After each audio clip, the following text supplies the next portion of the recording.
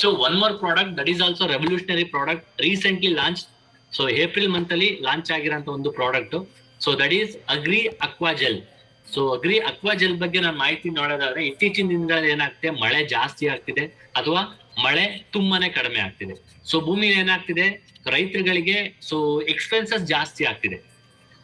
Fertilisers ನ ಜಾಸ್ತಿ apply ಮಾಡ್ತಾ ಇರ್ಬೇಕು, ಮಳೆಗಾಲ ಇಲ್ಲ ಅಂದ್ರೆ ನೀರ್ ತರಬೇಕು, ನೀರಿಂದ ಎಕ್ಸ್ಪೆನ್ಸಸ್, ಕರೆಂಟ್ ಬಿಲ್, ಇದೆಲ್ಲ ನೋಡಿದಾಗ ಎಕ್ಸ್ಪೆನ್ಸಸ್ ಜಾಸ್ತಿ ಆಗ್ತಿದೆ.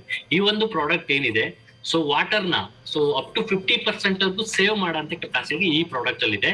ಅದ್ರ ಜೊತೆಗೆ 40% ಅಷ್ಟು ಫರ್ಟಿಲೈಸರ್ಸ್ ನ ಸೇವ್ ಮಾಡೋ ಕೆಪಾಸಿಟಿ ಈ ಒಂದು ಪ್ರಾಡಕ್ಟ್ ಅಲ್ಲಿ ಇದೆ. ಅಂದ್ರೆ ಇದೊಂಥರ ಜೆಲ್.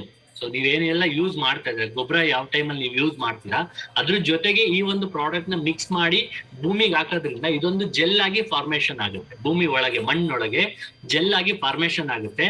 ಏನೇ ಮಳೆ ಬಂದ್ರು ಕೂಡ, ಏನೇ ಎಷ್ಟು ನೀರ್ ಬಂದ್ರು ಕೂಡ ಅದನ್ನ ಎಷ್ಟು ಬೇಕೋ ಅಷ್ಟನ್ನ ಹಿಡಿದಿಟ್ಕೊಳ್ಳೋಂತ ಕೆಪಾಸಿಟಿ ಇದ್ರಲ್ಲಿ ಇರುತ್ತೆ.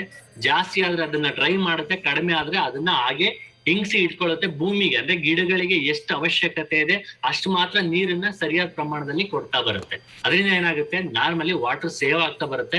ಅದ್ರ ಜೊತೆಗೆ ನೀವು ಫರ್ಟಿಲೈಸರ್ಸ್ ನ ಇದ್ರ ಜೊತೆ ಮಿಕ್ಸ್ ಮಾಡ್ತಾ ಇದೀರ ಅಂದ್ರೆ ಇದ್ರದ್ದು ಕ್ವಾಲಿಟಿ, ಅಂದ್ರೆ ಏನೆಲ್ಲ ಈಗ ಫರ್ಟಿಲೈಸರ್ಸ್ ಹಾಕಿದ್ರು ಕೂಡ ಭೂಮಿಲಿ ಅಂದ್ರೆ ವಾತಾವರಣದಲ್ಲಿ ಆಗೋ ಚೇಂಜಸ್, ಮಳೆಯಿಂದ, ಗಾಳಿಯಿಂದ, ಶಾಖದಿಂದ ಅದು ಎವಾಪರೇಟ್ ಆಗ್ತಾ ಹೋಗುತ್ತೆ. ಏನ್ ಫರ್ಟಿಲೈಸರ್ಸ್ ಹಾಕ್ತೀರಾ ಅದು ಆವಿ ಆಗುತ್ತೆ ಗಾಳಿಯಲ್ಲಿ. ಬಟ್ ಅಕ್ವಾಜೆಲ್ ನ ಮಿಕ್ಸ್ ಮಾಡಿ ನೀವು ಹಾಕೋದ್ರಿಂದ ಸೊ ಫರ್ಟಿಲೈಸರ್ಸ್ ಕೂಡ ಇದು 40% ಸೇವ್ ಮಾಡುತ್ತೆ. ಅಂದ್ರೆ 1 ಎಕರೆ ಅಂದ್ರೆ ಒಂದು 100 kg ಗೊಬ್ಬರ ಹಾಕ್ತಾ ಇದೀರಾ ಅಂದ್ರೆ ನೀವು 60 kg ಸಾಕು, ಇನ್ 40 kg ಇದು ಕಂಪ್ಲೀಟ್ಲಿ ಸೇವ್ ಆಗುತ್ತೆ. ಅಂದ್ರೆ 100 kg ಅವಶ್ಯಕತೆ ಇಲ್ಲ, 60 kg ಹಾಕಿದ್ರೆ ಸಾಕು. ಅದ್ರದ್ದು ಏನ್ ಕಾರ್ಯ ಮಾಡ್ಬೇಕು, ಅಕ್ವಾಜೆಲ್ ಕಾಂಬಿನೇಷನ್ ವರ್ಕ್ ಮಾಡಿ ಅದನ್ನ ಕ್ಲಿಯರ್ ಮಾಡಿರುತ್ತೆ. ಸೊ ಸಾಯಿಲ್ ಎರೋಷನ್ ನ ತಪ್ಪಿಸುತ್ತೆ.